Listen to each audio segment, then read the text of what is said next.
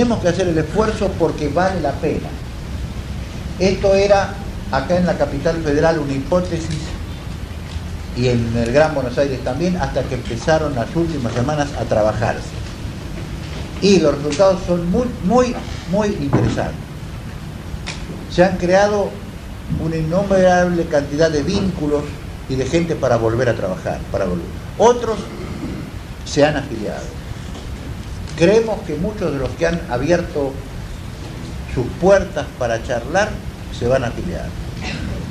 Y una considerable cantidad de trabajadores y de mujeres, a los cuales se ha visto en el Gran Buenos Aires y aún en la capital, han rechazado todo diálogo con nosotros y con todos los políticos. Rechazan la política en su conjunto, empezando por el peronismo. Se trata de peronismo. Pero no quieren saber nada de la política, ni de los políticos, ni de los peronistas. Yo pienso de que si la legislación electoral argentina tuviese en este momento las mismas características de las que tiene Colombia, donde el voto no es obligatorio, tendríamos un porcentaje de abstención o de ausentismo electoral como lo de Colombia. Acá votaría una minoría. No hablo solamente de los peronistas, hablo también de los votantes radicales del 83 y del 85. Se abstendrían o no concurrirían a votar. El carácter obligatorio que la ley argentina establece va a determinar de que es muy probable que haya votos en blanco,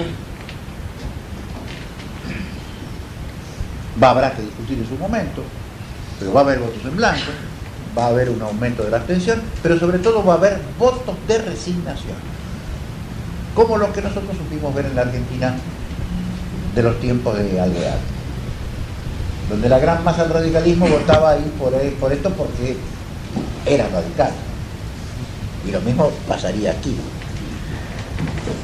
De todos modos, lo que nos importa a nosotros es comprender la realidad por dura que ella sea.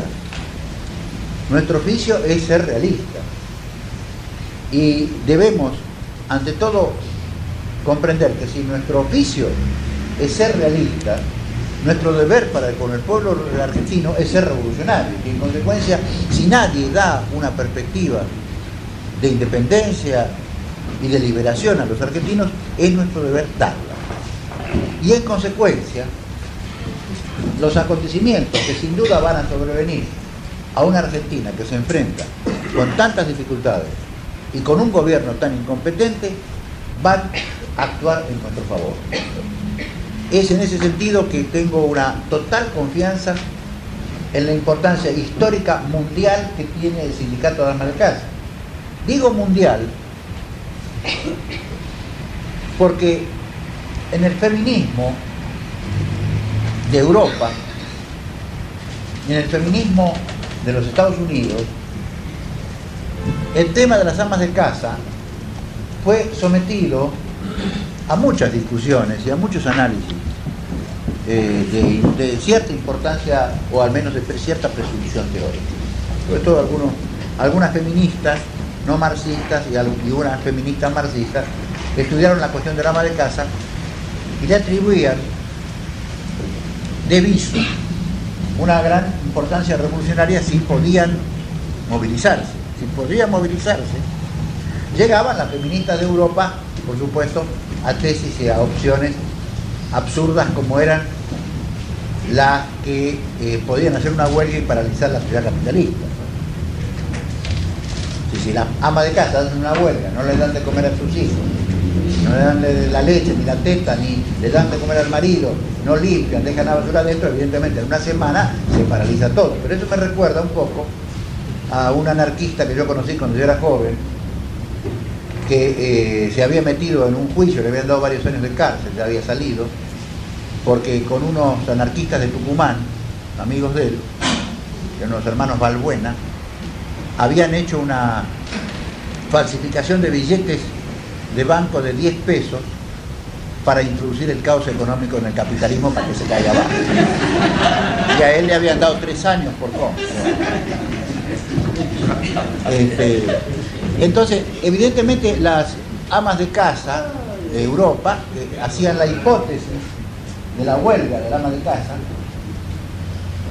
Estaba muy lejos de suponer que en un país determinado, por esta combinación de atraso y de desarrollo, de crisis que vive la Argentina, el sindicato del ama de casa, que no ha sido concebido por ninguna de ellas, estaba leyendo yo el trabajo de las europeas y de las yanquis sobre el tema, a ninguna de ellas se le ocurrió el tema del sindicato.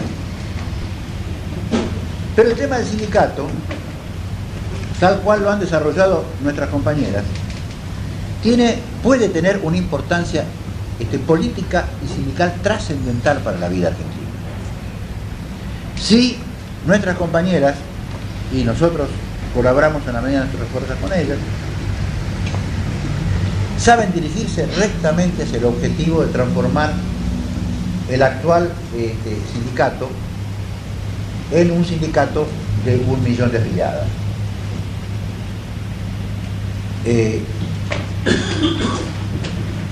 Fíjense ustedes que, y ya voy a terminar esta exposición, fíjense ustedes que lo único que se moviliza en la Argentina, el único sector dinámico de afiliación espontánea y de fervor, como esos campesinos del Levante que seguían a los predicadores anarquistas con un fervor casi religioso, porque era la primera vez que habían escuchado hablar de la palabra tierra y libertad en el siglo pasado. Entonces había una especie de fervor casi religioso en los anarquistas de Cataluña y demás. Bueno, acá con un fervor, de una enorme pasión y emotividad, se movilizan casi a la mera enunciación del sindicato. No hay nadie en la Argentina, ningún sector social que tenga hoy fervor por nada. No hablo yo, por supuesto, de la burguesía, que tiene el fervor de leer a la mañana ámbito financiero y de ver si sale del Bonex y pasa al dólar. Yo hablo de las clases populares. La clase media, esa clase media ambigua y más o menos letrada que ya sabemos que constituye el sector que más se desplaza de un lado al otro, está en este momento presa de una profunda decepción. Ha salido de la dictadura para entrar en el alfonsinismo, y el alfonsinismo no produce sino fenómenos de decepción incesante, sobre todo aquella clase media que no está vinculada a lo que podríamos llamar la vanguardia intelectual. La vanguardia intelectual no es poca. Podemos hablar que la vanguardia intelectual que se mueve alrededor del alfonsinismo abarca a 50 o 60.000 personas. Directo o indirectamente todos picotean del presupuesto. Periodistas, intelectuales, profesores que han agarrado alguna albóndiga suculenta, que se mueve ese mundo, salvo ese mundo, todo el resto de la estructura, digamos, del proletariado intelectual, docente, etcétera, etcétera, de la clase media, todo está sometida a una profunda decepción. Porque además, la delincuencia social de los bordes de la gran ciudad de Buenos Aires ya amenaza todo. La delincuencia social es el desocupado que no puede ser absorbido por el plan del PAN. Es el niño, el adolescente, que no encuentra en su casa ningún ejemplo de trabajo porque hace años que no se trabaja en la casa. Es una de la delincuencia social, todo lo que está ocurriendo ahora en el Gran Buenos Aires y en la capital, indica hasta qué punto se está pudriendo parte de la ciudad argentina. No tiene nada que ver con la delincuencia habitual formada por la ciudad burguesa. Es un carácter social característico. Aquí en la zona de Tigre, la zona de San Fernando y Tigre, han aparecido, según me informaba ayer un amigo abogado, han aparecido bandas de niños de 8, 9 y 10 años, de alto grado de peligrosidad. 8, 9 y 10 años. Los comisarios y la policía de la zona no saben qué hacer, porque la modificación del Código de Procedimientos hecho por el alfonsinismo a imitación de Felipe González en España, prácticamente deja libre a cualquier menor o mayor que sea tomado detenido por un delito menor. De modo que están, prácticamente entran y salen. La policía... Por eso los matan. Por eso, sí, no, la policía ahora, después de haber caído los brazos, está actuando. Parece ser en combinación la federal y la provincia de Buenos Aires, y tira. Porque los jueces, el odio general de la policía contra los jueces y el gobierno no tiene límites en este momento. Sí, mataron a un pibe de 14 años. Sí, sí.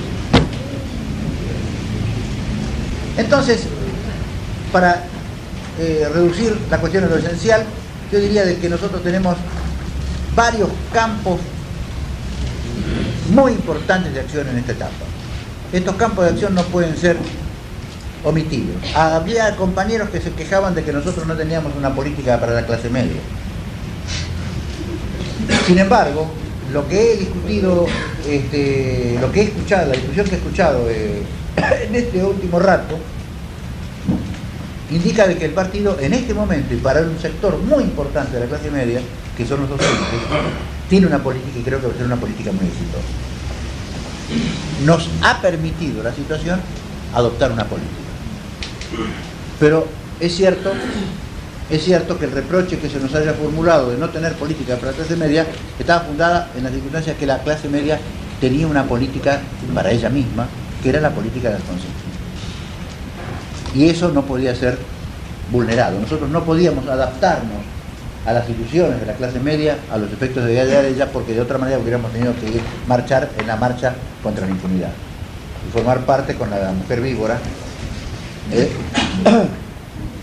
la inventora de la cloroquina, la crotoxina, la Eve de Bonafini, formar parte del elenco de la Bonafini. Ahora hay una política para la clase media. Esta política del Congreso Pedagógico supone por primera vez que tenemos para la clase media en su sector, diría yo, más estructurado y más centralizado, que depende del Estado, que son decenas, no sé cuántas maestras, maestras y profesores hay en la Argentina, pero pueden, acá los compañeros hablan de 500.000. Es médula de la clase obrera, médula de la clase media. Y las amas de casa, a través de las amas de casa podemos llegar a los maridos, que son los obreros decepcionados. En consecuencia, nosotros deberíamos modificar la actitud con respecto al peronismo. Esto no supone ninguna formulación crítica nueva respecto al peronismo, en modo alguno. Ni supone, compañeros, de que si en cualquier provincia un sector peronista quiere hacer una alianza con nosotros alrededor de un programa que resulte satisfactorio para la comuna o para la provincia, no lo hagamos. No vamos a declararnos enemigos de cualquier frente, pero lo que sí tenemos que actuar en la práctica, en nombre y para el fin. Cuanto más fuerza tenga el fin, mejores condiciones podremos establecer en cualquier alianza. De eso no hay la menor duda. Y cuanto más débiles seamos, y cuanto más líricos sean nuestras expresiones, más nos van a marginar y nos van a despreciar los tipos más torpes que se pueden encontrar en el peronismo, que no son pocos. En consecuencia, nosotros no podemos ni debemos modificar nuestro lenguaje, nuestro juicio, antes por el contrario, de ese gran hombre que fue Perón. Tanto más grande cuanto más se aleja el tiempo y podemos ver lo esencial de él y no sus monstruosos defectos. Vemos lo esencial, lo que históricamente queda, porque sería muy fácil empezar a analizar de él, y mucho más fácil de nosotros mismos, todos los errores que él cometió o que nosotros hemos cometido. Pero debemos mantener nuestros propios juicios sobre Perón, sobre Evita, sobre lo que significó el peronismo. Eso vale suyo. Pero si nosotros somos leales con la verdad, podemos ser claros con el peronismo. Yo he hablado, a pesar que el médico me había prohibido que empleara la P durante unos 6 meses, he tenido que hablar el otro día en San Martín, acá en el Gran Buenos Aires. He tenido que hablar en San Martín ante un público peronista de la Frente de Unidad Peronista, como es lógico. Para la victoria. ¿Cómo era ese el nombre de Colón? Renovación frontal. Renovación a fondo. Ah, renovación a fondo. Frente para la renovación a fondo. No, ese era Pepe corriendo el rally, renovación a fondo. Como los renovadores pactaron con los radicales.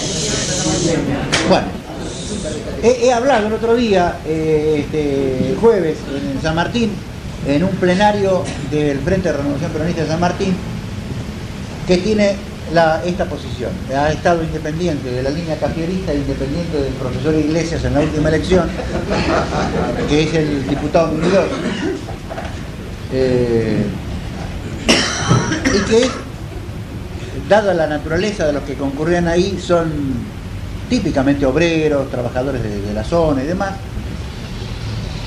pocos profesionales, y ahora ellos, como casi todos los grupos peronistas de la provincia de Buenos Aires, apoyan a Cafiero, a gobernador, pero en la, no sé si se llama sección primera o no sé cómo se llama, ahí en la zona de San Martín y demás, que son zonas muy populares, ellos se presentan con los propios candidatos a las candidaturas que no sea gobernador, disputando con Cafiero, la gente de Cafiero, el galimatías de siempre.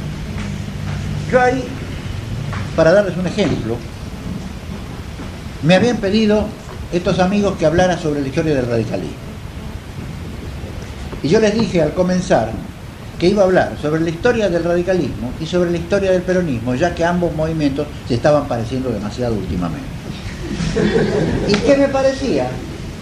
Un melancólico símbolo del momento en que vive el país en este momento, que yo tuviera que hablar en ese local, porque hablé ante toda esa gente en una fábrica abandonada, en una fábrica sin máquinas y sin obreros. Ese es el lugar donde se eligió una fábrica abandonada, un acto peronista en una fábrica abandonada. Entonces ahí yo desarrollé los puntos de vista que son los puntos de vista de nuestro movimiento sobre el peronismo, el estado tal en que se encuentra, y le dije eso, los peronistas han desertado el peronismo, y el pueblo en algún momento va a desertar el peronismo, porque no fue el peronismo, dije ahí, no fue el peronismo el que inventó al pueblo argentino, sino el pueblo argentino el que inventó el peronismo, y en consecuencia va a inventar los instrumentos políticos que mejor convengan a la hora histórica en que sea llamado a actuar para poder realizar su destino. Si el radicalismo dejó de servirle y el peronismo dejó de servirle, inventará otra cosa.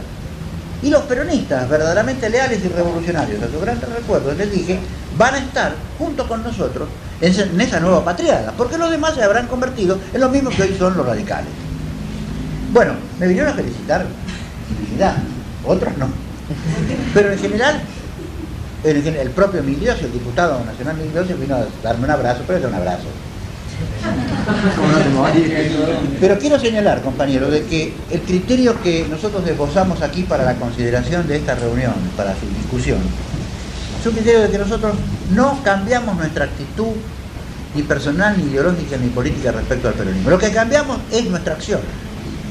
No estamos pensando, uy, lo vi a fulano y me dio un enorme abrazo, el candidato a concejal tal, o el precandidato a candidato a concejal de la interna, o ese tipo de la relación amistosa y cordial que hemos tenido, y que formaba parte, que hemos tenido y que tenemos, es que formaba parte un poco de nuestras ilusiones, que eran las ilusiones de todo el pueblo argentino, en que de alguna manera el gran elefante peronista se pusiese en el medio, ¿verdad?, entre las fuerzas extrañas al país y el país mismo, y fuese un factor de contención. Apoyábamos nosotros en el peronismo al factor de contención. No contienen nada, no contienen nada, han dejado de ser de merecer la confianza nacional, y eso no lo debemos ocultar.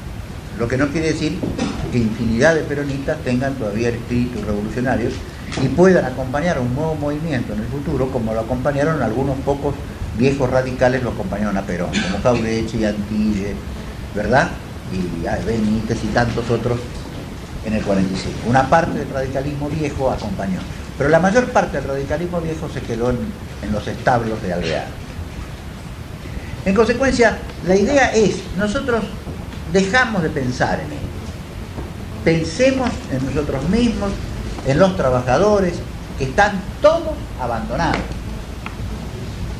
Vamos a un barrio y va a haber gente que va a querer conversar. Eso lo sabe bien quien ha iniciado esta política desde hace muchos años, que es Manuel Guerra. Él empezó a pelear por su cuenta y sin saber nada de esto en Salta. Sabe muy bien que cuando uno va a hablar con alguien, lo recibe con afecto y con gratitud, porque nadie habla con ese alguien sino en las vísperas electorales. Y ahora, por suerte, no hay vísperas electorales. Tenemos que ir a hablar. Esa sería la apreciación, digamos, táctica que hemos discutido acá en Buenos Aires con algunos compañeros para responder un poco a la situación que pasa en la Argentina y para empezar a tirar líneas de fuerza que permitan que el FIP en algún momento pueda realmente contribuir más fuerte todavía a la constitución de un gran frente patriótico al servicio de la Revolución Nacional.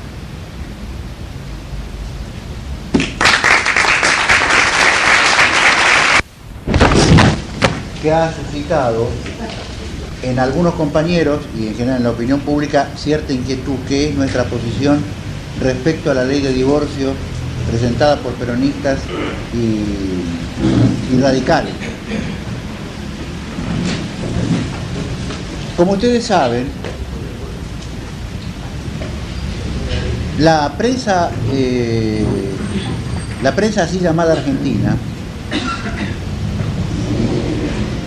se distingue porque todas las posiciones que el FIP expone, no diré cotidianamente, pero con mucha frecuencia damos a conocer comunicados por la vía de la Secretaría de Prensa, que dada la prescindencia con que los diarios se hacen eco de ellas, vamos a adoptar, me parece, la política de mandarlo inmediatamente por correo a todo el partido cada vez que sacamos un comunicado, porque ocurre que de pronto, por la vida misma y agitada de la gran capital, se manda el comunicado de prensa, la prensa no lo publica o publica especiosamente una frase extraída de su contexto que induce a confusión al público y a muchos compañeros, y el texto completo de nuestra posición de ese momento no es nunca conocido por el conjunto del partido, a menos que ocasionalmente pueda ser reproducido en la prensa, pero no siempre la prensa llega a tiempo para recoger esa expresión o muchas otras que formulamos. De modo que vamos a adoptar el criterio de mandar sistemáticamente por correo todos los comunicados de prensa que frente a las coyunturas vamos nosotros formulando. En este caso tiene una importancia particular el tema del divorcio, porque el diario Clarín, que fue el diario que se hizo eco en Buenos Aires del texto que dimos a conocer, dijo lo siguiente, de que aconsejamos apoyar las movilizaciones de la Iglesia y condenar al gobierno radical colonial. Superchería radical. La superchería radical colonial. De ese modo, parecía que bruscamente viejos pecadores, porque me pusieron mi firma, en realidad había sido el FIP, no era, me pusieron mi firma, viejos pecadores aparecíamos como beatos,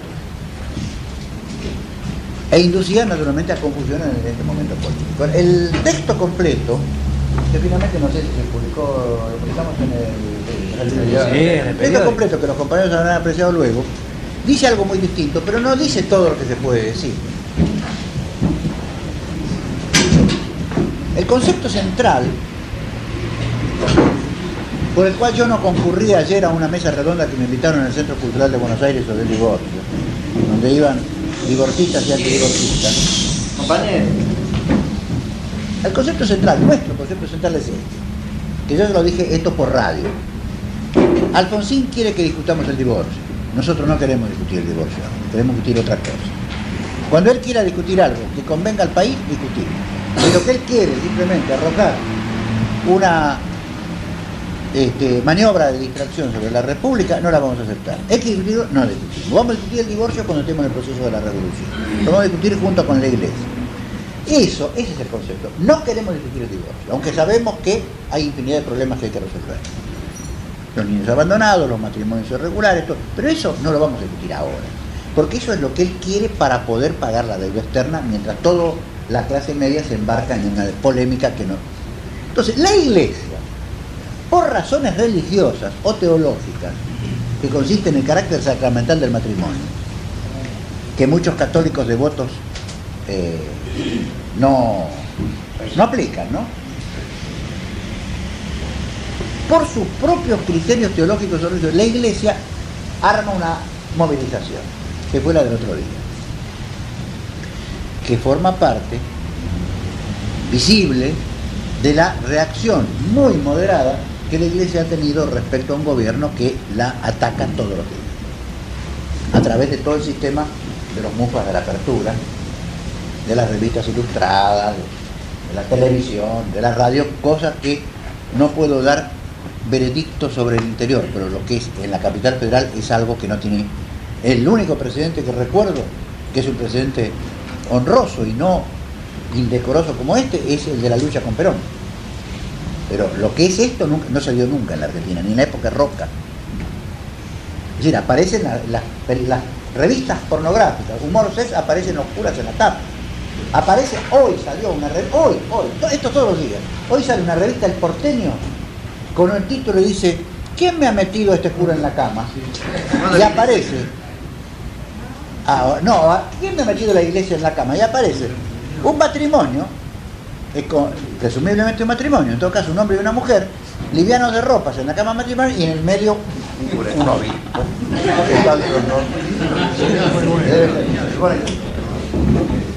Todos los días es así. Entonces, a mí me llama la atención la extremada moderación de la Iglesia en su respuesta. La Iglesia es muy moderada en este tipo de cosas, pero después habla con unos cuantos servidores y bombardea a la Casa de Gobierno como el 16 de junio, ¿no? No, que de la moderación de la Iglesia no hay que fiarse. Entonces, ¿qué pasa?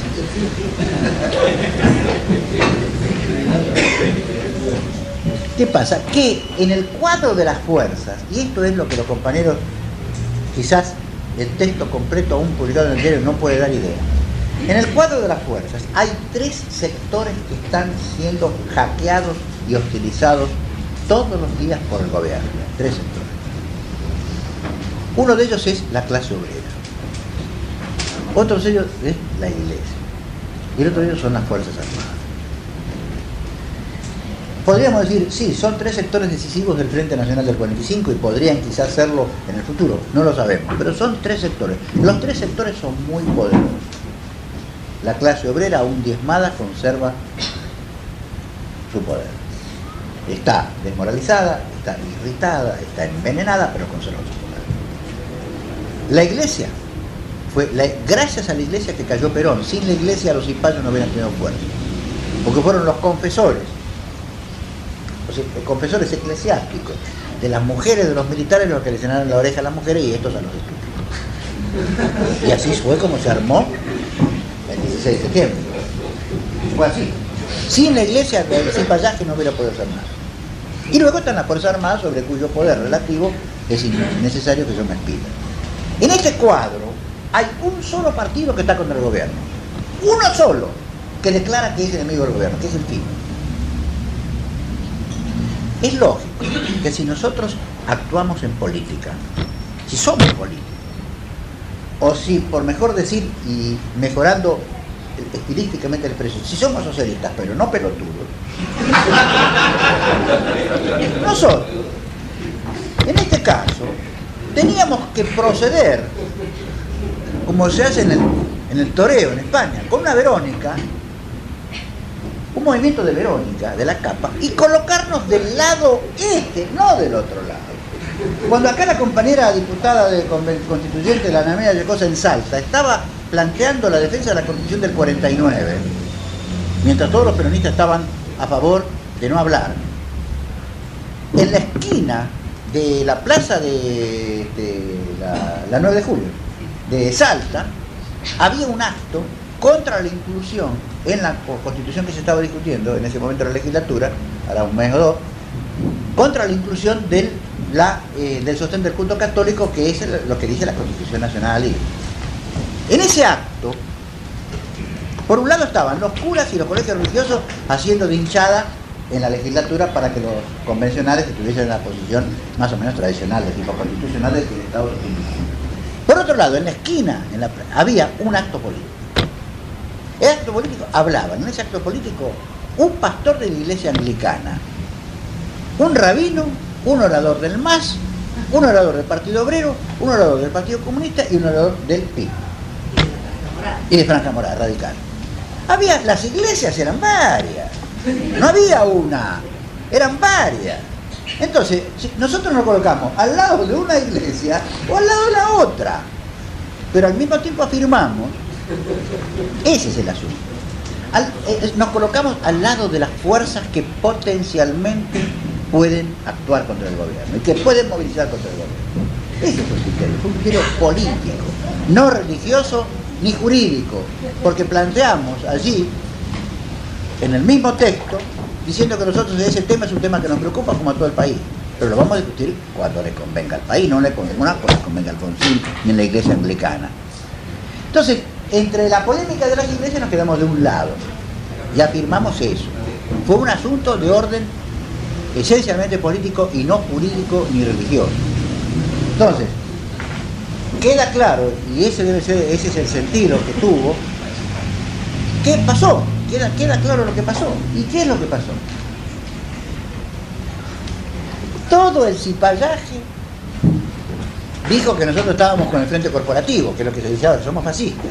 Claro, es muy difícil que al frente de izquierda popular se lo pueda considerar fascista, porque ya ni siquiera estos signados pueden convencer a nadie que nosotros somos fascistas. Izquierda es fascista. Sí, pero eso es un contrasentido, es como decir el beato laico, un contrasentido, el malo bueno. El partido, el Partido Demócrata Cristiano estuvo a favor del divorcio. Como dijo Monseñor Onienovich, con el cual conversé en esas jornadas ardientes, me dijo, ni son cristianos ni demócratas. Entonces, era evidente que los demócratas cristianos, que son católicos, no hay duda alguna, no actuaban como políticos. Y nosotros actuábamos como políticos. Era un hecho político. La iglesia se movilizaba porque por el divorcio, se movilizaba porque era, en primer lugar, le injurian en todos los tonos. Y por otro lado, le quitaron los subsidios de las escuelas privadas. A la Universidad de Tucumán, la católica, bueno, le quitaron todo, yo no sé, está en quiebra. Tuvo 1000 alumnos la Universidad de Santo Tomás de Aquino, de Tucumán, donde algunos compañeros de Tucumán criticaron que yo hubiera aceptado la invitación para hablar a la Universidad Católica de Santo Tomás, que fui ahora un mes o dos, y me presentó el rector, el padre Fosberi, y estuvo lleno. Algunos compañeros consideraban que yo no tenía que haber ido ahí. Pero si a mí me invitan de la sinagoga, yo voy a la sinagoga. Si me invitan las ciudades esperantistas, también. Si me invitan los naturistas, también. Si me invitan yo voy a donde pueda hacer uso de la palabra y defender las banderas del movimiento. La laica no me invitó, entonces no fui. Me invita mañana los mormones, voy a los mormones y le hago la historia de los mormones. No se olvide la bicicleta, No se olvide la bicicleta. ¿Cómo? Si va a los mormones, no se olvide la bicicleta. Sí, pero quiero decir con esto que nosotros tenemos que ser políticos, compañeros, no doctrinarios.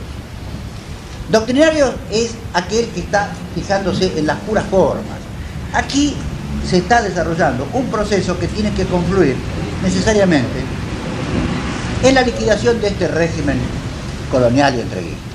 La pequeña burguesía no está en condiciones, esta pequeña burguesía no está en condiciones de gobernar el país.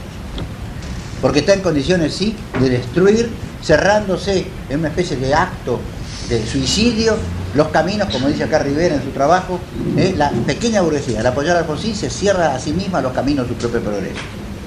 Al apoyar una política tecnológica y científica que se funda exclusivamente en las formulaciones externas de la tecnología y no en los caminos para una tecnología propia, que puede dar y abrir el camino digamos, a la inteligencia técnica del país. La propia clase media se cierra los caminos. Entonces, no es la pequeña burguesía intelectual argentina de la factoría la que va a determinar la conducta política del movimiento. Nosotros representamos los sectores revolucionarios del movimiento nacional. Y en consecuencia, buscamos en todo momento los elementos de la alianza para resistir. En este momento los elementos de la alianza potencial, que no sabemos si se dará o no se dará, están dados por los trabajadores, la Iglesia y las Fuerzas Armadas. Que las Fuerzas Armadas tendrán que hacer su propio suma y resta, ¿no es cierto? Tendrán ellas que resolver los problemas. Pero es evidente que nosotros hemos encontrado simpatía en las Fuerzas Armadas, simpatía en la Iglesia y simpatía entre los obreros. Vamos a ver cuando se desenvuelva la política del Congreso Pedagógico y la política de ampliamiento de la clase docente, qué simpatías vamos a encontrar en la clase media, en los sectores intelectuales, a la vuelta de esta carrera al Consejo.